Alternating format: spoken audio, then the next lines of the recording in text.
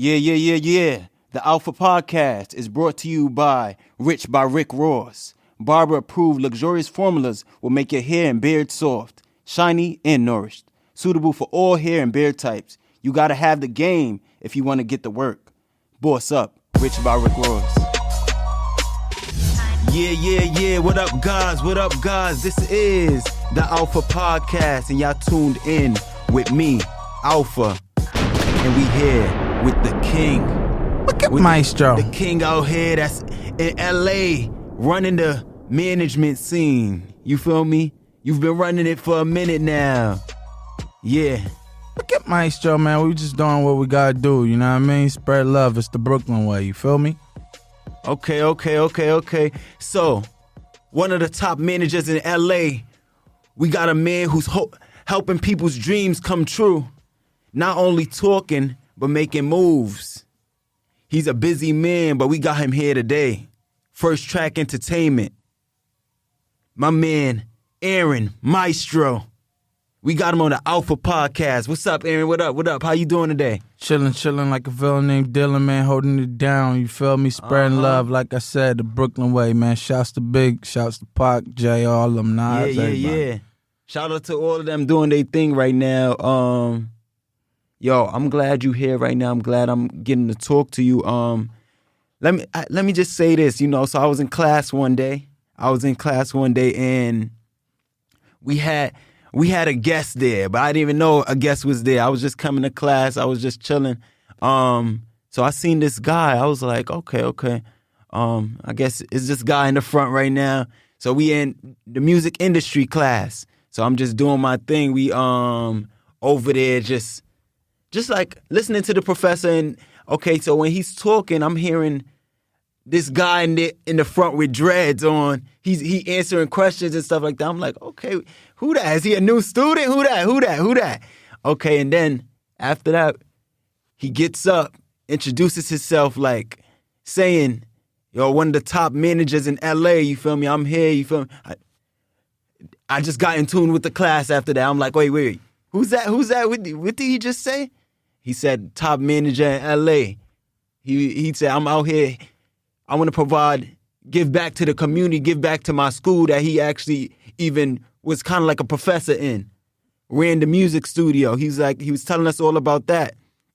And then he came in and told us, yo, I have an internship that I'm doing in LA right now, and I need some interns. And I need some for my management company, First Track Entertainment. Bells rang off like, okay, I'm heading to my last semester. You feel me? DSU. I need someone right now. I need someone on there. I need to get on in some way. I need to get some more networking. And in LA, I was like, okay, how am I gonna get to LA? Hold on. I got an uncle that lived there. Yeah, so I got a place to stay now, you feel me? So then I was like, I gave him did I give you my business card that time when I first seen you? Oh, man, I was just letting you finish the story, man. I don't know. I think I gave him my business card when I first seen it. And I believe you did, most definitely. And then I was like, okay, yeah, I really need to do this internship. And he was telling me all the stuff that he got going on about also his artist, Cassius, right? Cassius Cobain, man. Cassius Cobain, and all Lovely T. You Lovely feel me? T. YouTuber, real big influencer. Lovely T 2002. Check out her YouTube. She doing major things. She just left our office, you know what I mean? Yeah, got to meet her. She was a real down-to-earth person, She saved my life 3 times, you know. Yeah, that's what you told me the first time I met you. You told me that too, you feel me? That part. Yup. You know? And then now, look at me now here. Right now, LA, West Hollywood, with the West Maestro. Side. You feel me? In this internship. And look, yo, thank you so much. I want to thank God, bro. It ain't nothing to me. You feel me? I ain't doing nothing, you know. It's all Jesus, man. If he ain't died for your boy, I wouldn't even be here with you right now, man. Right. Just trying to be as close as I can to that man right there, you know, pay it forward, give back, try to change the world.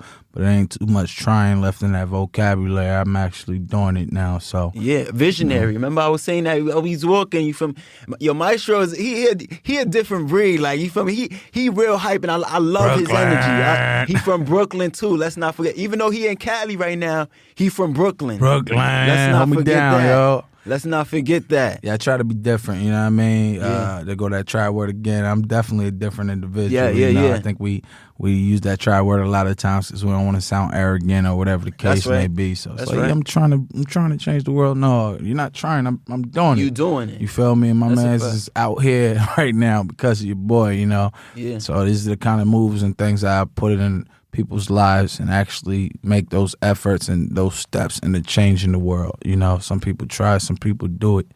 And I've definitely been doing it for a couple years out here in LA. So that's a fact. Yo, you know, for the listeners out there that don't know, you feel me, who you are, I want you to try. I'm trying this for the first time. I'm gonna give you I want you to give a brief description of who you are and where you started from. Okay. Look at Maestro. I got you, man. So my name is Aaron Mccrae. I'm the CEO of Mccrae Management, one of the most sought-after management companies out here in Los Angeles. I'm also the CEO of First Track Entertainment. Okay. We got a film company, record label, modeling agency, fashion company, animations department, print company, a comic book company. We manage publicists. We manage authors, all kinds of stuff. But I started with my own record label at 17 years old out of Delaware.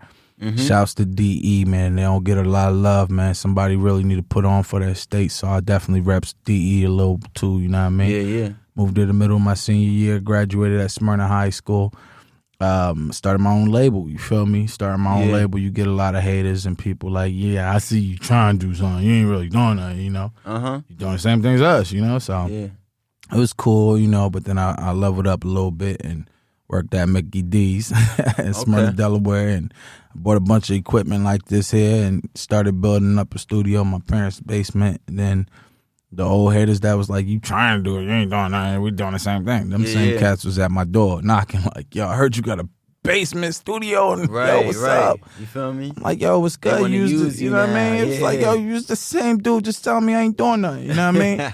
So now your haters, they upgrade, you feel me? So now the new people I'm trying to work with, they looking at me like, I got a studio in my parents' basement too. You ain't doing nothing. Yeah. It's just like, dang, man, what's up? And what you had to say to those people? That I was just like, hey, man, you know, keep doing your thing. But then I became president of Delaware State University's record label. And we got a $500,000 anonymous grant and built a state-of-the-art recording studio on the campus. Wow. And those people, them same ones that upgraded, the new upgraded haters, they was at the campus. Like, yo, who running this $250,000 studio, like, and then when they heard it was me, it was like, get out of here, bro. You ain't never touching the mic. Wow. You feel me? So it's just, you know, and now my haters are even there. You get more haters now. Like, oh, he think he doing something because he running Dog State label. I moved to LA. let me before we even get to LA, let's start at the beginning. From New York, so I talk a lot, you know what I mean? In Brooklyn. How was it growing up in Brooklyn? Talk about that real quick. Oh, man, it was different. Definitely a different world, you know. I was definitely blessed. My father met my mother, you know. I forgot how Jay said, man, what's that bar? Man meets girl. Girl, perfect woman. You know what I mean? Yeah, I know exactly. So the whole story of my mom and pops, you know, my mom's, you know, mom and pops met around 15, right before my father's dad died. So my father lost his father when he was 16, you know what I mean? And he had us, and, you know, it was his first thing in the fatherhood. I was the middle child. There's 5 of us, you feel me? All same mom, same dad. 5 kids. And I'm the middle child. Say that. I'm the middle child. Yo, so you know that middle child syndrome, right? You got your A tone up, right? That's a fact. That's a fact. So from there, you know, my father joined the military. You know what I mean? Okay, so he wanted to get with your mom? No. My mother and father been married my whole life. You feel me? So my dad just wanted to give us a better opportunity and try to get us out the hood. You know what I mean? So when he was in the military, we moved around. You moved everywhere. Okay. You know, all through the East Coast. Yeah, we stayed together. Okay. My father, military always. So you was a military brat. Military brat, what they call that? You know what I mean? Yeah. But I ain't never been a brat. You can't spoil that. You know what I mean? Okay. So I was always knocking them things back, man. I ain't had nothing else to do but get torn up or clean the house, man. I mean, Cinderella Man story, you know what I mean? So once you did that, that's when you ended up in Delaware? Nah, man, I did that as a young cat. You know, I was in Brooklyn, PS 178. You know what I mean? From there, I moved to Jersey. Moved to Jersey. Like first grade in Jersey, moved to Florida, Jacksonville, finished summer first grade in Jacksonville, moved back to Brooklyn. From Brooklyn, moved back to Jersey, and I was like back and forth Jersey and Brooklyn my whole life. Okay. But I did a year in Virginia, I did a year in Maine, I did a year in PG County, Maryland. Shouts to them. Okay. I did a year in where else?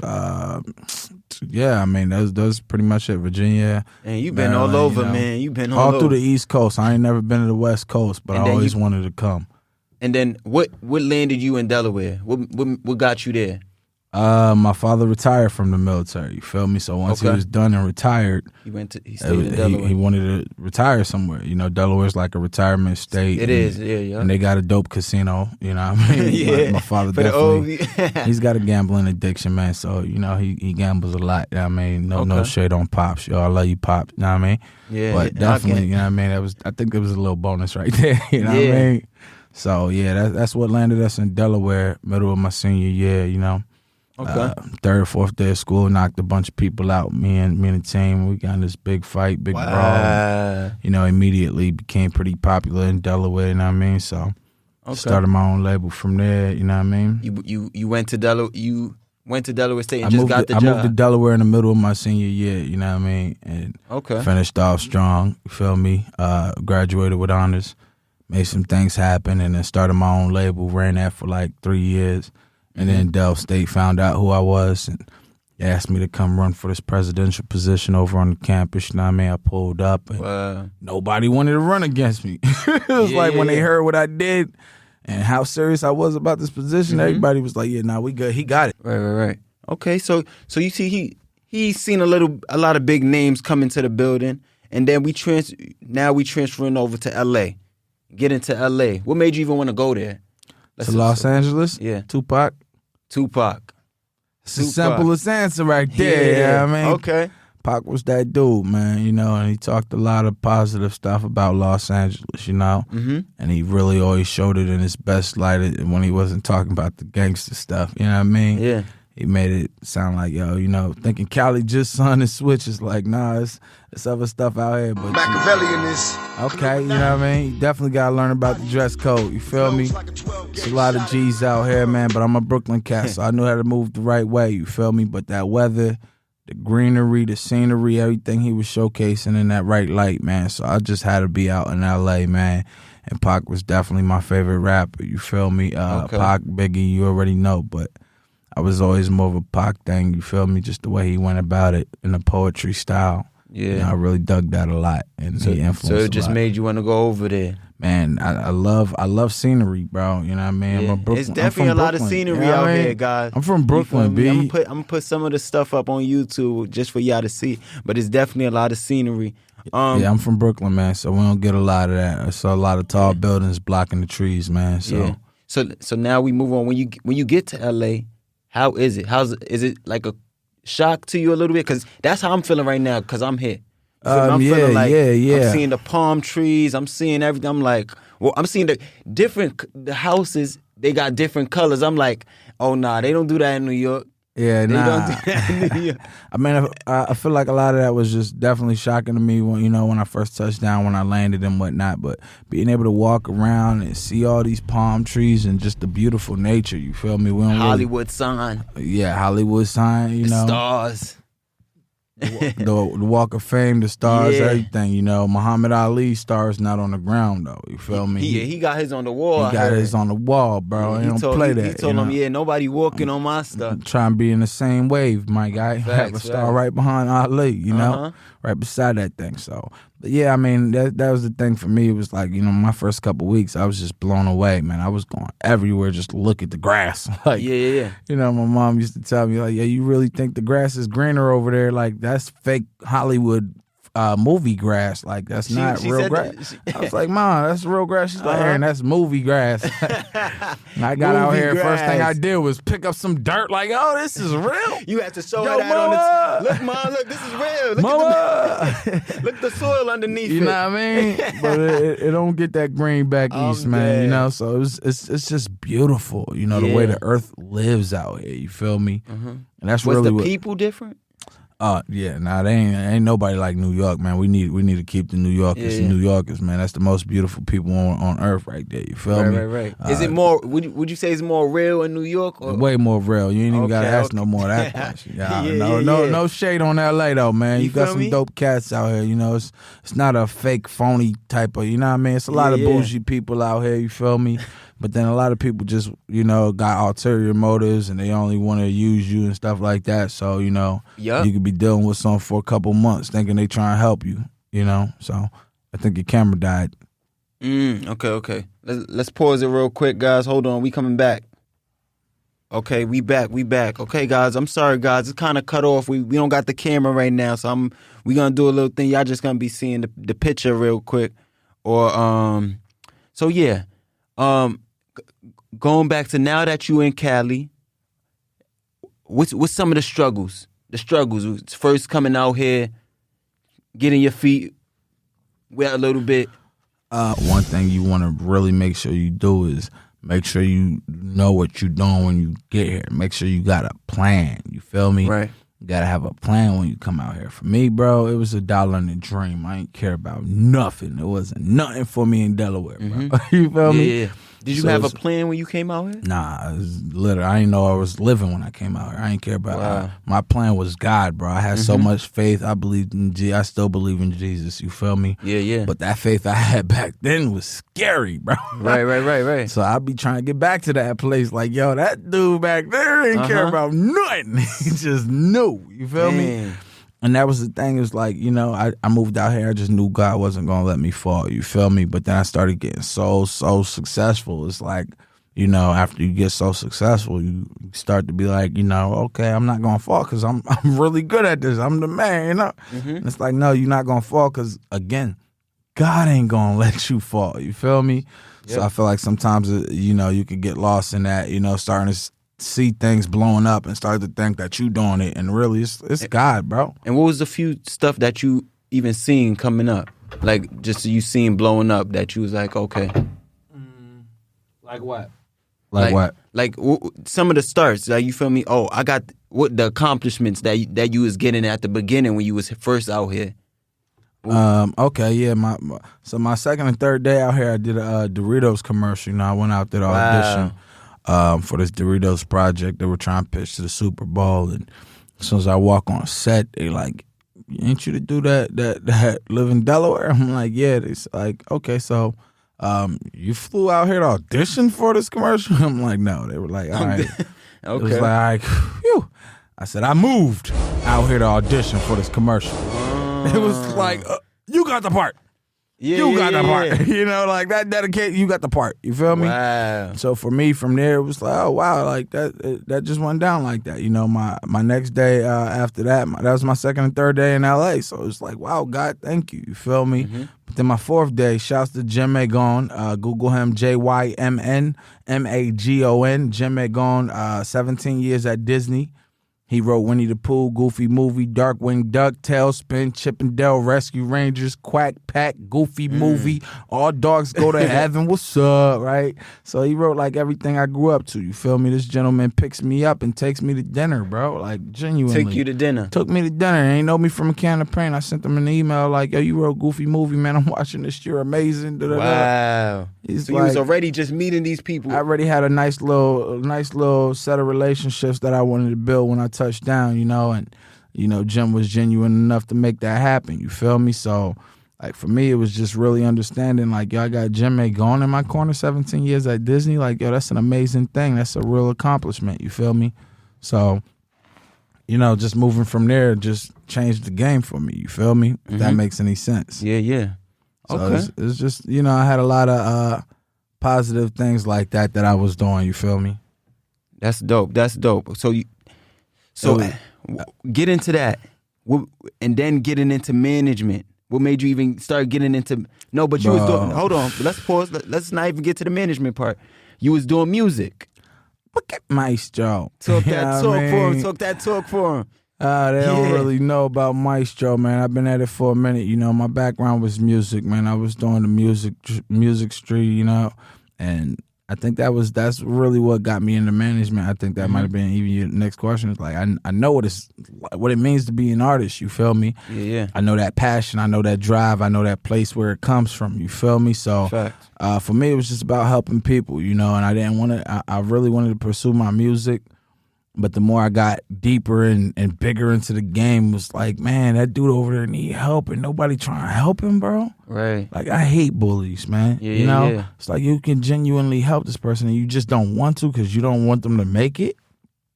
You don't want them to get as big as you or, you know what I mean? And that's a lot of stuff. That's a lot that goes on, too. You feel me? Them not wanting you to be as big as them. Like, even artists that sometimes even have artists under their belt. That part. They put you under their belt just so you can't get as big as them. They stopping it. You feel me? That part.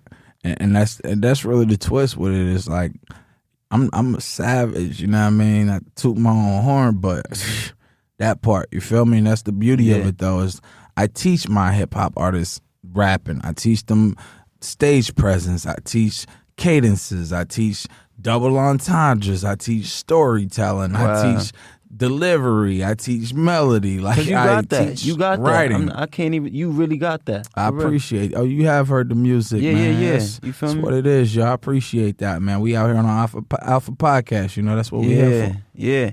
Okay. So after the music, what made you feel like, okay, I'm getting into the management thing now, and just you being an artist. You feel me? That part. Yeah. How did that be like? Okay, I'ma still manage artists while still doing my music. That's actually a really good question. Yeah. Especially because that's not it's not even really how it went down. For me at least. Yeah. I've never really been able to say, yo, I'm going to keep doing my music, and I think that's really the problem with where I'm at now. Even is the fact that it becomes a thing where either I have to manage or I got to do my music, Right. And I mean, Jay-Z's blessed with a lot of money and things like that, where he's able to build a team and pay people, and and delegate. You feel me? Delegate. That's the big D word that I had to learn day one of moving into my West Hollywood office. That's you right. feel me? And it's like nobody really likes. Nobody loves what you do the way you love what you do. You feel me? So that's the twist. It's like delegating the task to someone and not paying them, saying, yo, be a part of this vision and this dream, like, and come do this so I can step off and rap. It's like, oh, you want to rap? You just care about yourself? That's selfish? Or you like, It's like, no, it's not that I just care about myself. It's that I have not just a passion for rapping. I'm amazing at it, Yeah. So it's like, it's one thing if I'm like, yo, I need someone to delegate so I can go just write a bunch of music and rap a bunch of stuff. But then it's another thing. Fact. It's another thing when you really genuinely like, yo, I want to be a part of what we build in here, and it might even be quicker if I was, a rapper on the team, But then you don't want to be the main rapper because you don't want to feel like you only care about you and what you doing, and you pushing this whole thing so you could be the main face and da-da-da. But the twist is the industry, the A&Rs, the people, they're like, yo, you are the freaking nicest rapper I heard. Like, yo, this is crazy. Why aren't you pushing your career? And I'm like, well, I got all these other people, I'm trying to help everybody. And they're like, nah, drop everything and focus on that stuff I just heard, Yeah. And I just be like, because even me listening to it is real dope. Like, I really like it. You feel me? I'm like, oh, okay. You feel me? I'm fucking with it. Like, so then getting into management, who's your first artist to manage? Your first talent. Let me not even say first talent. First talent to manage is Kenny. Shouts to Kenneth Wilson. He don't even like me saying his government, but it is what it is. Shouts to Kenneth Wilson. He's actually a screenwriter from Fayetteville, North Carolina. Shouts to Kakalaki. You feel me? But in that aspect, when I moved out to LA, man, I've been management-wise back east, definitely Delaware, but I've been screwed over so many times, stabbed in the back, verbal contracts, brothers, people you think you had is your to go brother. through those to even know the knowledge now that you had. I came to LA, I said, I'm not managing nobody ever again, bro. I'm focused on me, my career, straight up, nothing else. Yeah. And then I got here, you feel me? And that was the twist. It's like, I met this dude, Kenneth Wilson, and I told him he's a dope writer. He showed me some things that reminded me a lot of myself as a writer. But I was like, yo, I'm not managing you, bro. I'm not managing nobody. Yeah. Like, if I ever manage anyone again, it's going to have to be at 20%, bro. Okay. You feel me? You started coming with the numbers. He said, I'll give you 20%. I'm like, wait, what? He's like, yo, I will give you 20%, 100%. Like, I believe in you that much. Yeah. You feel me? And if you out to try and make me $1 million, I don't mind giving you 200,000. Okay. It's like, yo, that's like the most. And they already knew what you could do for them. 100%. But that's the thing. It's like people want you to make them a millionaire. Mm-hmm. It's the only reason someone says, can you be my manager? Yeah. That's really them saying, can you make me $1 million? Mm-hmm. So I can keep 900,000 and give you the chump change. Like, you know, it's like a manager does about 90% of the work. You know, you got to get in there and write a song that might take 6 hours, but your manager got to push that song for 6 months. Yeah. You know, until it makes you $100,000, and then you just give him, even though he did 90% of the work, pushing and getting it out there and stuff like that, you just give him 10%. It's like, yo, you know. I was just reading an article the other day about Elvis' manager. Elvis' manager got 50%, bro. 50. Elvis Presley, you know? 50, bro. That's a dope relationship between the artist and the manager. That's a dope, you feel me? It always is, you know, but that's the thing. It's got to be that trust factor, you feel me? Yeah. Because y'all know y'all know the greatness that y'all got already, so y'all already know how high it's about to be. And that's the beauty right there, you feel me? It's like, if you really saying you want to be a screenwriter, screenwriters ain't making less than $1 million. Bro, you can write a movie and sell it for $40 million, you know? You can write a movie and get it out there for $100 million. You can write crazy projects and start a film company. You can do crazy stuff, and this is such a lucrative business, you know? Yeah. So for that gentleman, it was about him writing so good to be like, yo, this project has got to be worth $100 million. It's that good. Mm-hmm. Well, if I could get you $100 million for it, I want 20. Yeah. You feel me? Straight off the back, but you still got $80 million, and you ain't. If it's not broke, don't fix it. Right. Obviously, you ain't got the relationships to get that $100 million. Okay. I got the relationships. I got the work ethic. I got the everything. You feel me? So don't send me out there like I'm your butler or something. That's the twist. People don't understand. A manager is an employee. So if you're not paying me to go work for you, because that's what I do. I work for you. Mm-hmm. How you gonna tell me to work for you for free for a whole year? No, it's not free. You get 10%. Well, 10% of zero is zero. You feel me? So I gotta work for you for free until I can make you $1 million. That's right.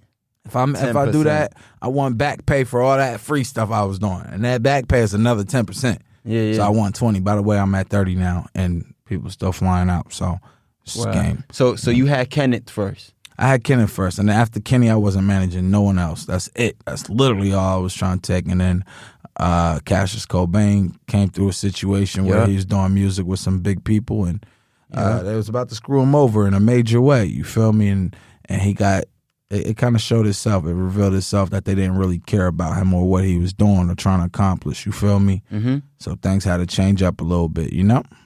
You know, actually, we need to get Cassius on the show too. Let me say that. We'll set that up, man. You feel me? Definitely. Right. Okay, so now after Cassius, who we go to?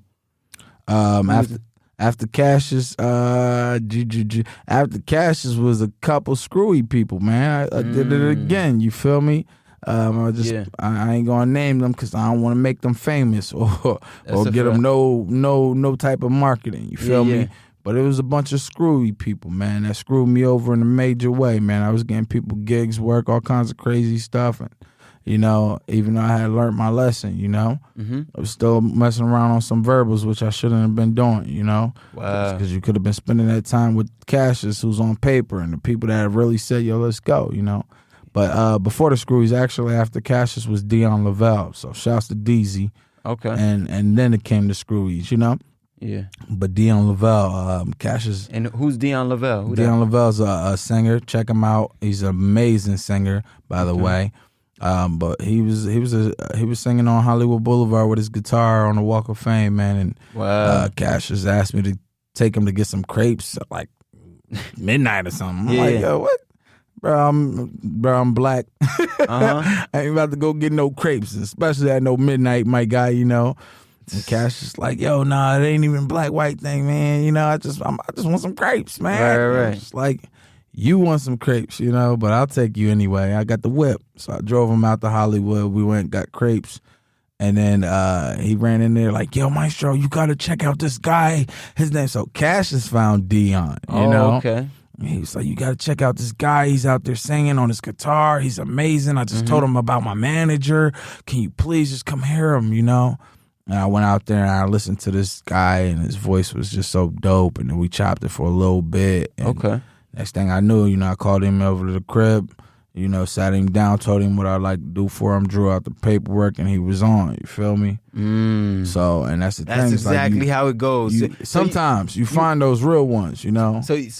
I gotta I ask did mess this, with some screwies after that, though. The contracts wise, it wasn't like the bad boy contracts, the 360 deals. It wasn't none of that. Nah, it wasn't. It wasn't. But I mean, honestly, at the level I'm at, I can't do a 360 deal, that's the thing too. It just depends on what they doing with them 360 deals. You feel me? That's the thing. Sometimes people don't understand too. It's like, yo, if you working at McDonald's. And you've been working at McDonald's for the last 5 years. You know what I mean? So it's like, yo, I'm going to give you a 360 deal, which means I get 50%, but I'm going to make you a household name. Yeah. It's like, bro, you want to be you ain't got nothing. Tell me no. So you can keep working at McDonald's. Or let me make 50%. And everybody in Hollywood trying to make it. You feel me? That's the thing. If someone could bring you $1 million a year and say, I want 50%, bro, you making $500,000 a year. People too busy looking at numbers and, oh, that's 50, that's 3. It's like, bro, you're making $500,000 a year. You feel me? Yeah. And that's the twist. Is like, if you got that hustler mentality, you know, that's the thing. Some performers make $100,000 a night. Yeah. If you could give me $100,000 a night and tell me you want 50%, I might have to sign that. I don't know. You know? Yeah. So I think that's the thing, is like the perspective, and it's definitely, I had to learn this, you know, managing people at such high contracts. You know, people like, what, 30%? It's like, bro, if I can make you $1 million and you don't want to give me $300,000, you got to ask yourself who's really selfish, bro. Or you could stay at McDonald's. Yeah. But if it ain't broke, don't fix it. And if you coming to me saying, yo, I feel like it's broken, I need your help, you're coming to me saying, I want you to bust your ASS. And work for me. So with management, are you working with only people that have because in LA, I'm seeing it's all about the numbers. All about the numbers of your Instagram followers, all about the numbers of how much traction you bringing in. So are you only choosing people that have those numbers? I don't care about none of that, my guy. Okay. I care about people that are serious about their craft and really willing to invest in themselves. A lot of times people go to a manager like, oh, I need you to manage me, thinking that means you're going to be picking me up and driving me to all these studios and booking my time. And they're like, bro, that's not a manager, you know? So for me, it's chauffeur. Like, you know, that's a chauffeur. You feel me? But that's the twist. It's like, no, for a manager is the person that's got the relationships and things like that. Right, they can take you to the next level. So for me, it's like, you know, I know Butter and Biscuit, these 4-time Grammy nominated producers. Shouts to Butter and Biscuit. Shouts to Black Box. You know what I mean? All these cats. Y'all put that together later when you hear my album. But I know all these people. I can get you in the studio. An album coming out too. It's a long story. But you know, I can get you in the studio with these people, and I can get you, you know, nice session times and things like that, where you would have never even met these people or known these people or none of that. So, you know, management is just the fact that I could bring you those relationships. I'm not paying for it, but if they would have charged you $200 an hour and I could get you sessions with these same people for $50 an hour, yeah, that's a manager you want in your corner, because they got those relationships to make some things happen for you. But you still got to pay that $50 an hour, you know? Right. And then, just stuff like that. And then moving on to Lovely T. How did that come about? Oh my gosh, man! Shout out to Lovely T. Shout out to Lovely T. Shout out to Blue Lindsay, aka Blue Yogi. He's one of the executives with us. You know what I mean? He introduced me to Lovely T at, I believe it's her birthday party. It was lit. It was turned up. You know what I mean? And then me and Lovely T, we built a really strong bond, real strong chemistry. You feel me? Yeah. We talked like every day, you know. And then one time she just didn't hear from me for like 3 days, and she called me and was like, "Yo, what's up? You alright?" And that's when you was in LA? That's when I was in LA. I was standing in North Hollywood, you know. And I told her like, yo, right now I've been sick for like 3 days, you know. And she's like, well, what are you doing about it? I was like, nothing.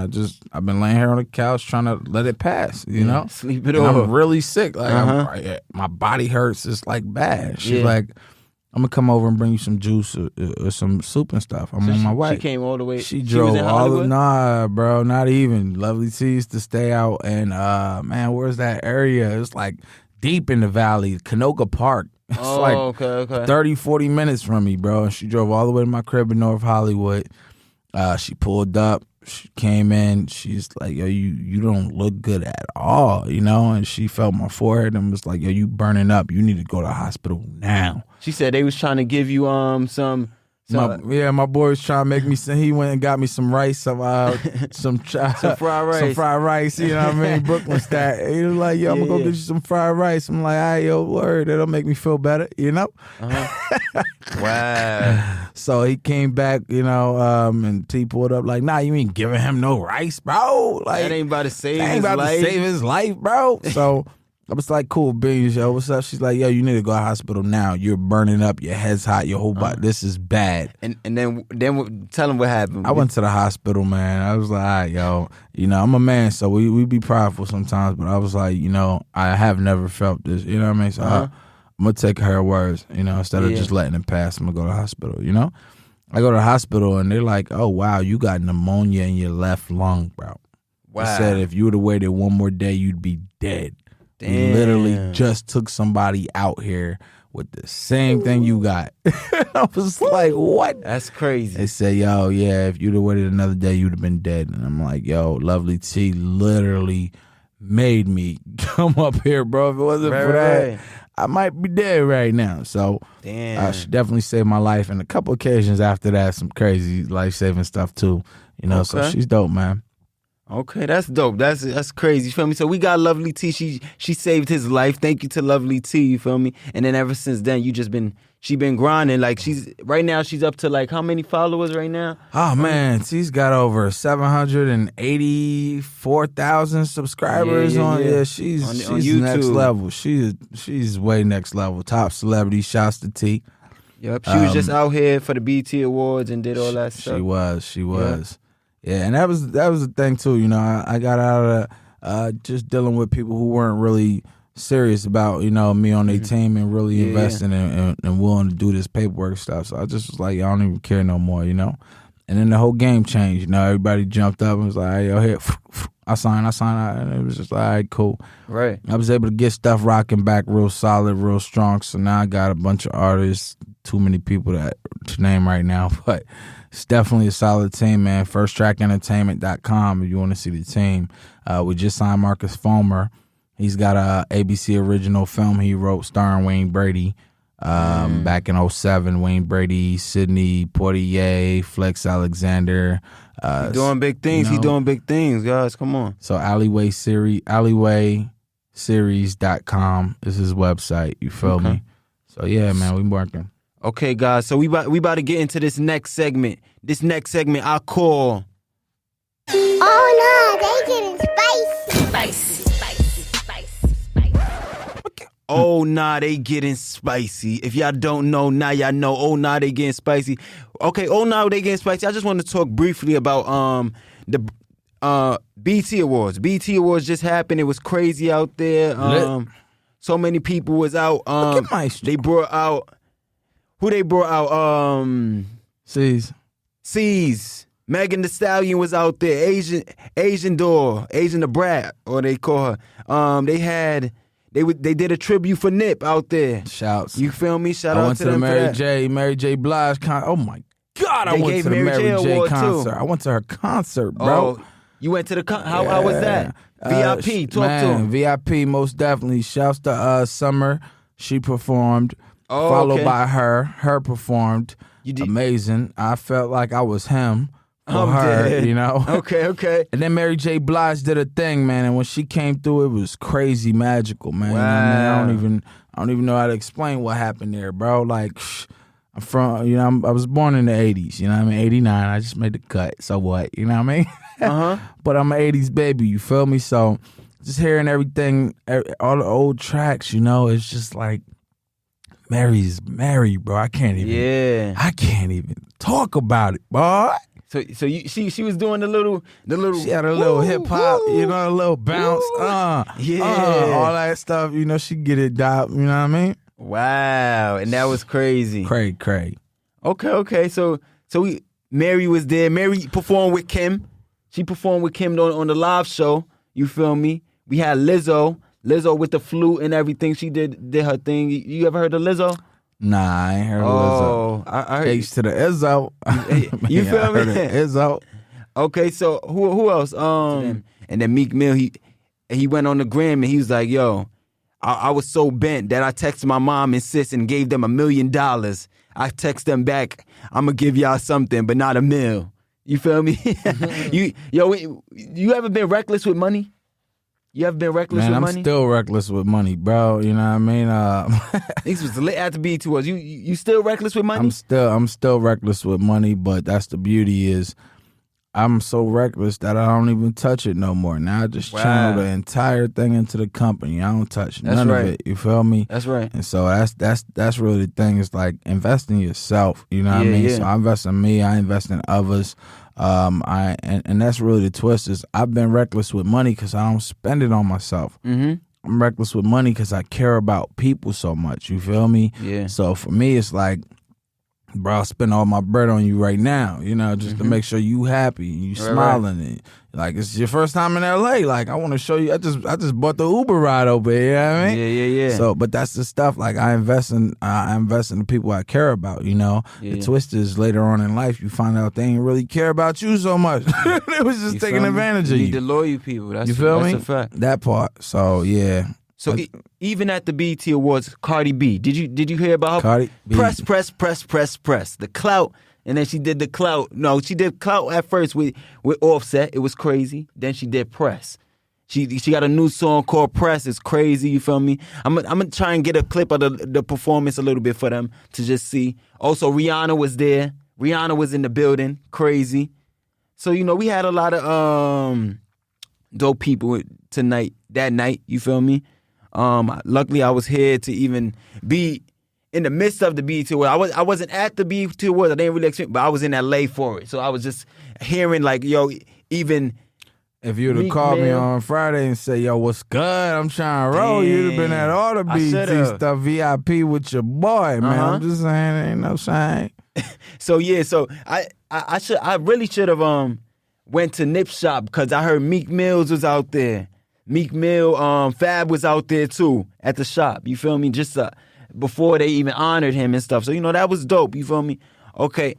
So now we about to let me leave off of Oh Nah They Getting Spicy. We about to get into the last thing. It's called Oh Yeah You Stupid. What certain stuff? Oh people yeah, you stupid. You feel me? You stupid right now. Yo. So what certain stuff people do? We're gonna end off right here real quick because we kind of reached the mark. Oh yeah, you stupid. What certain stuff people do that you be like, oh yeah, you stupid for? I would say listening to other people's fear.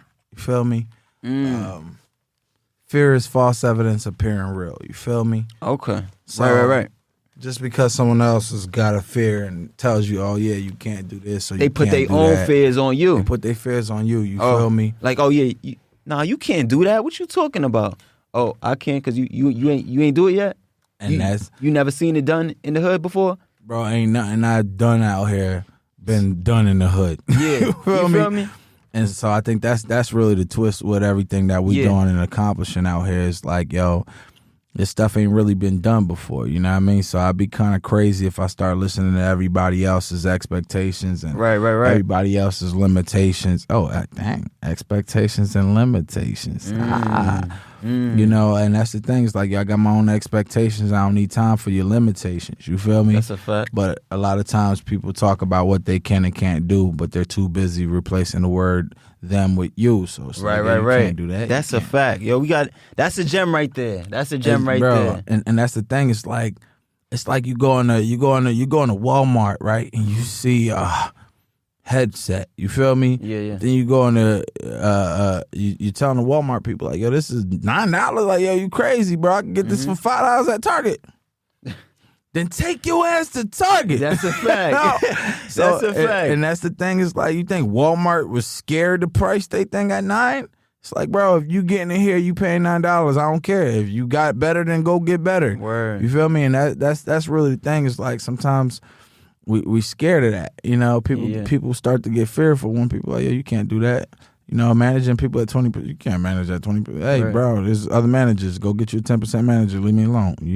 See, and I agree with that. So, oh yeah, you stupid guys. We reached to the end. Let's give it a little outro. You feel me? Yeah. Yo. Oh yeah, you stupid guys.